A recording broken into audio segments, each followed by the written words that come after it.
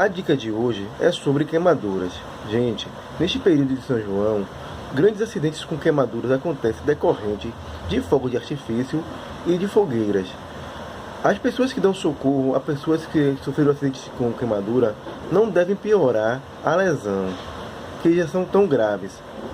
É preciso lavar com água corrente as lesões. Lembre-se, não coloque café, nem manteiga, nem qualquer outra coisa que possa aderir à lesão.